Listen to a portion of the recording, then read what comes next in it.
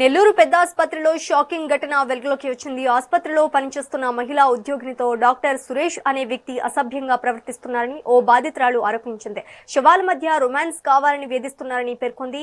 కులం పేరుతో వేధిస్తున్నారని ఆవేదన వ్యక్తం చేసింది. తనకు న్యాయం చేయాలని డిమాండ్ చేసింది. ఈ ఘటనపై విచారణ జరగాలని బాధితురాలు కోరింది. లేని ఎడల సూసైడ్ చేసుకుంటానని తెలిపింది.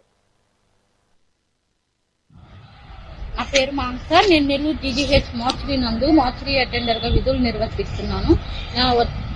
Department of forensic medicine associate professor అయిన డాక్టర్ ప్రముజులు సురేష్ గారు నన్ను గత కొద్ది రోజులుగా శారీరకంగా మానసికంగా కులం పేరుతో అబ్యూజ్ చేస్తున్నారు.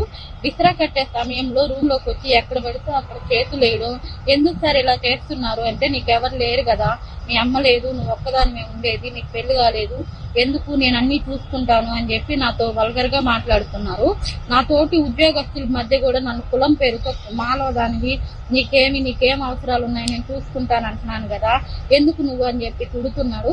నేను ఎప్పుడైనా మంచి బట్టలు వేసుకొచ్చినా కూడా నీకు అవసరమా ఈ బట్టలు, ఇలాంటి బట్టలు ఎందుకు వేసుకుంటున్నావు, అలాంటి బట్టలు ఎందుకు వేసుకుంటున్నావు అని తను అధికారికంగా నన్ను తిడుతున్నాడు. నేను చైర్లో కూర్చున్నా కూడా తను రాగానే కింద కూర్చోమని చెప్తాడు.